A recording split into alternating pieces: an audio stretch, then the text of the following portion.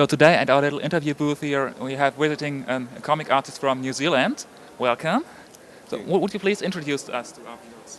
My name's Dylan Horrocks, and I'm a cartoonist from New Zealand. I've got a book out from Reprodukt in Germany called Hicksville, and there's also a whole group of New Zealand cartoonists here at the book fair because New Zealand is the guest of honour country this year. So how would you describe Hicksville? What is it about? What is its style? Hicksville is a book partly about comics.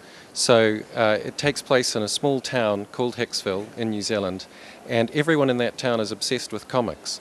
So they know comics, they talk about comics, and a lot of them make comics. And so as you read the book, you get to read comics by the characters in the story. But there's a mystery at the heart of the story.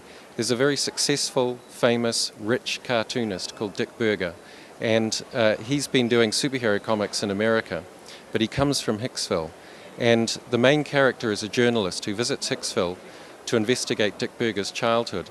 And he finds out that Dick Berger carried out some terrible crime in Hicksville years ago. And so it becomes a mystery story trying to find out what that crime was. So it is in essence a meta comic.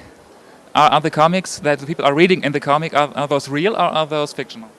Well, the comics you're reading in Hicksville are comics that I drew, so they're fictional.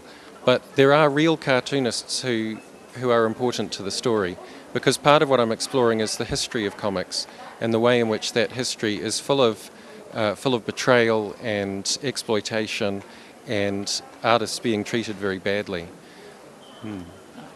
So I've read that the comics industry in New Zealand was almost going down in a big clampdown from the moral side, so to speak. What image do comics have in the New Zealand public today? Well, in the 1950s we had a moral panic about comics, just like in many countries in the West. And there were questions in Parliament and there was a committee formed to censor them. So a lot of comics were blocked from coming into New Zealand for a long time. These days comics are totally accepted in New Zealand, and we've got a very big comic scene, a lot of very interesting cartoonists doing great work.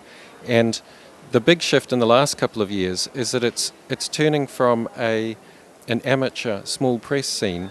It's starting to evolve into something like an industry. So book publishers are starting to publish graphic novels, and also there are a number of New Zealand cartoonists working for overseas publishers. So my books have always been published first in North America, and then they spread around the world from there, including to New Zealand. And also Ben Stenbeck, who's been working with Mike Mignola at Dark Horse. Greg Broadmoor's been doing books that were published by Dark Horse and now published by Weta. And Roger Langridge, who lives in London, he won an Eisner last year for his book Snarked. And Colin Wilson, who set up the modern New Zealand comic scene in the 1970s with a magazine called Strips. He's now a very successful cartoonist published across Europe, in America and in Britain. So is there something distinctive style or a similarity to New Zealand artists, or is it more influence from all over the world? It's a bit of both, really. There are a lot of New Zealand artists whose work sits very comfortably in the manga scene internationally, or in the American alternative comic scene, or even those who draw on bande dessinée as their influence. But there are some comics that really do have a very distinctively New Zealand feel.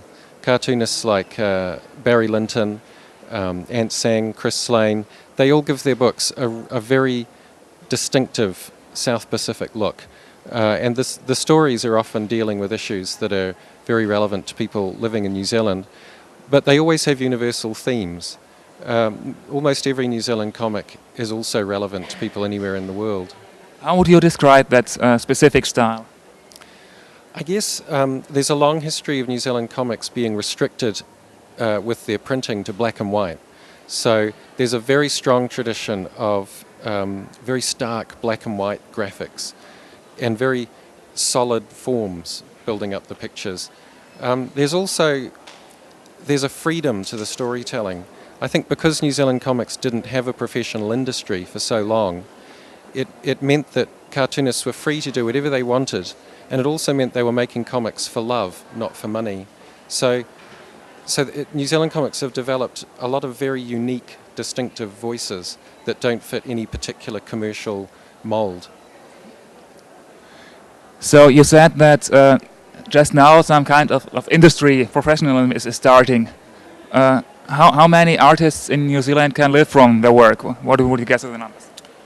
My guess would be maybe 5 or 6, maybe less. I mean, all of those cartoonists are either working for an overseas publisher or they're doing other work as well as graphic novels. So they'll be doing freelance illustration and design work, sometimes storyboarding for films. One of our best cartoonists, Chris Slane, he does political cartoons for a magazine every week, and then he also does his comics on the side. So all our cartoonists have to scrape together a living, but I would say there's probably 5 or 6 that are now working on comics most of the time. Okay, so that is for a moment. Thank you for the interview. Thank you. Thank you.